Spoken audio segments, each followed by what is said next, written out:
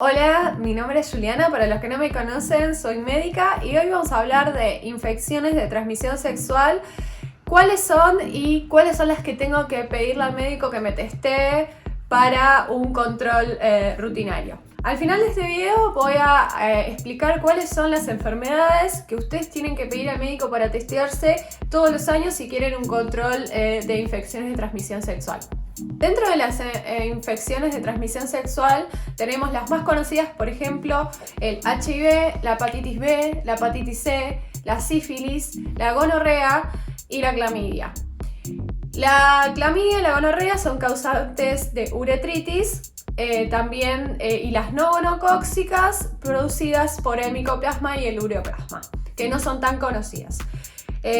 Los otros virus también que producen infecciones de transmisión sexual tenemos como el HPV o el herpes, y también tenemos enfermedades no tan conocidas producidas por ejemplo por una bacteria llamada Haemophilus ducreyi que produce el chancroide, muy parecido a una lesión de la sífilis, y también tenemos el linfogranuloma venéreo también causado por la clamidia.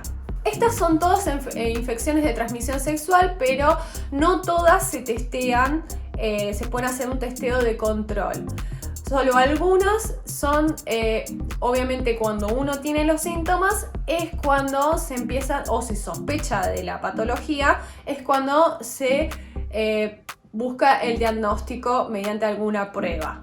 Existen también algunas infecciones que no son consideradas infecciones de transmisión sexual, y que también pueden generar alteraciones en las mujeres, como por ejemplo las vaginosis, y una de las bacterias, la tricomona, es una bacteria que se transmite en forma sexual. Por eso hay que tratar tanto a la pareja, ¿sí? Ambos se tienen que tratar en este tipo de infecciones. Por ejemplo, después existen otras que muchos tiempos atrás se consideraban infecciones de transmisión sexual, pero obviamente se supo que no, que es por ejemplo las infecciones causadas por cándidas, que son infecciones que de la misma flora de la mujer que se altera y que produce la proliferación de esta cándida. Bueno, dentro de estas enfermedades vamos a empezar por ejemplo con el HIV. El HIV es una infección, como todos saben, por un virus. Este virus se permite testear a través del método de ELISAs de cuarta generación. Estos test pueden dar falsos positivos, por lo cual no es tan común, o sea, un muy poco porcentaje porque son altamente sensibles, pero cuando uno le da positivo a uno de estos estudios, debe hacerse un Western blot y una carga viral. La carga viral obviamente es lo que nos va a decir si el paciente está con la infección o no, y el Western blot lo que busca es a través del ADN del virus. Luego tenemos la hepatitis B, que es una infección también producida por un virus, que existen diferentes maneras de que podamos detectarlo, casi siempre a través de anticuerpos. Pero si han pasado si han pasado 4 semanas, o sea, un mes de haberse expuesto, puede ser que encontremos al antígeno S, que nos habla de infección aguda. Luego se produce la fabricación de los anticuerpos anticore. Los anticuerpos anticore son los IgM, los que nos hablan de infección aguda, y los IgG nos hablan de infección crónica. Después, los anticuerpos anti-S nos está hablando de una infección pasada o que el paciente ha sido vacunado. Luego tenemos la hepatitis C, que se mide a través de los anticuerpos anti-hepatitis C. Otra de las enfermedades es la sífilis, muy conocida en su tiempo. Las sífilis tienen pruebas que son no treponémicas, o sea que si una de estas pruebas da positivo, se tienen que hacer pruebas más específicas para ver si realmente existe la infección. Una de las pruebas no treponémicas es la VDRL, ¿sí? Y la prueba treponémica es la de inmunofluorescencia de absorción FTA. O sea, pruebas treponémicas de inmunofluorescencia. Otra de las enfermedades es, por ejemplo, la gonorrea, ¿sí? Que solamente se va a testear si existen síntomas. ¿Cuáles son los síntomas que puede producir la Neisseria gonorreae? Es una uretritis o una cervicitis, ¿sí? En el hombre obviamente va a dar dolor al orinar, una secreción purulenta, más blanquecina, y también hay que hacer diagnóstico diferencial con la clamidia. ¿Cómo se testea la Neisseria gonorreae? A través, se toma una muestra y esa muestra se la tiñe con Gram y ahí se ven los cocos positivos para Neisseria gonorreae. Y otra de las pruebas que es importante, obviamente, para poder diferenciar en esto de la uretritis es la clamidia. La clamidia se mide a través de la PCR. Y es muy importante porque muchas personas no generan síntomas con la clamidia, por lo cual es una buena infección de transmisión sexual que puede pasar desapercibida. Una vez que hemos descartado, por ejemplo, que tenemos una infección que no es gonocócica, o sea que no veo, por ejemplo, si sospecho una uretritis o una cervicitis y no veo una tinción de Gram positiva o la PCR en orina es negativa, esto hace que pensemos en un micoplasma y un ureoplasma. O sea que se lo trata directamente como una uretritis no gonocócica. El micoplasma y el ureoplasma, también se pueden hacer diagnóstico etiológico a través de la PCR.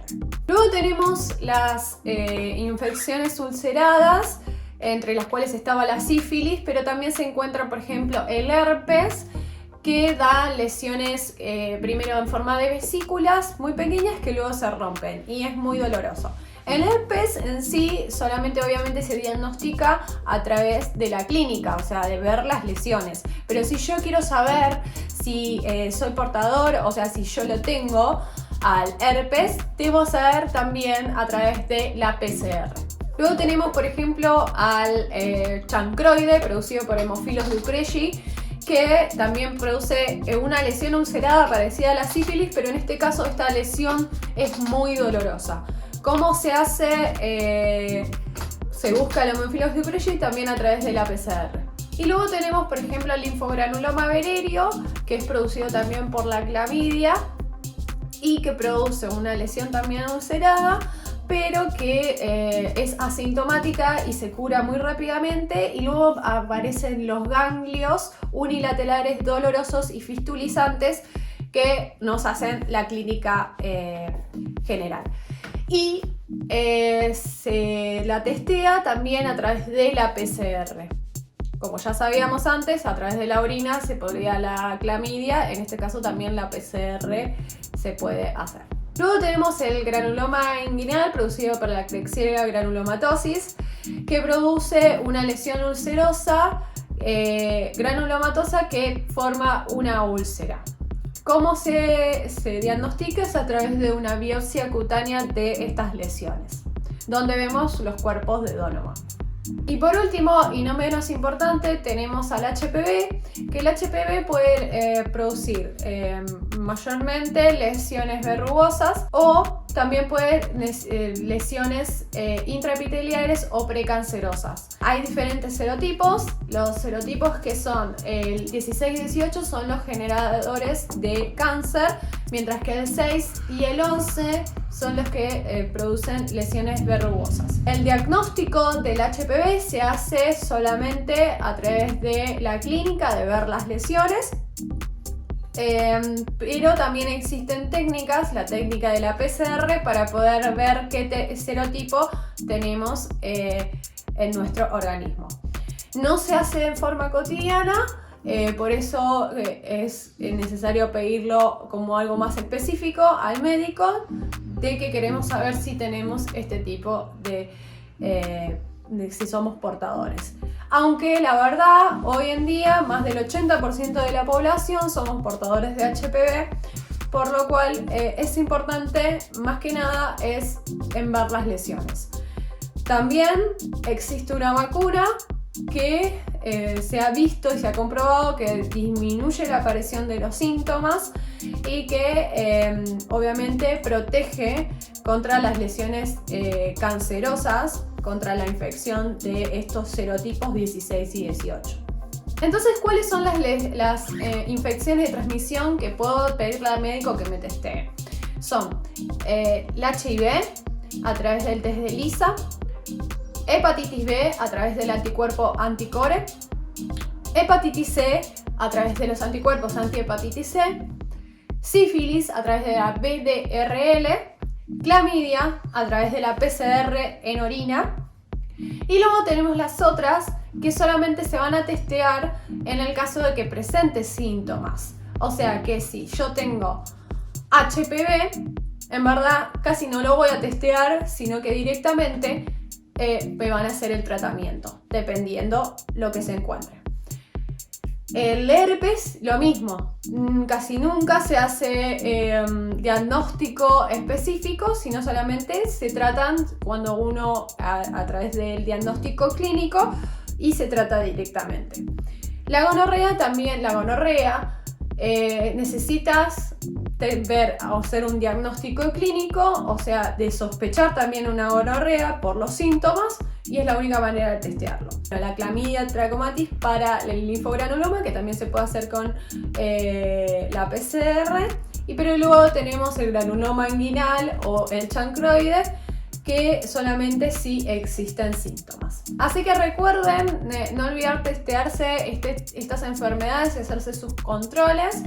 Y también recuerden que lo más importante acá es la prevención, y si pueden darse, obviamente hay vacunas que ya existen en los calendarios de vacunación y que tienen que estar vacunados y los van a proteger de las infecciones más graves.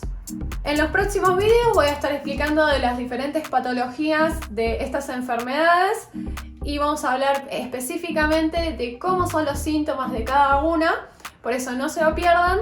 Así que nada, este es el final del video, espero que les haya gustado. Ya saben que pueden suscribirse a mi canal, no se olviden, para así me ayudan un montón a poder seguir creciendo.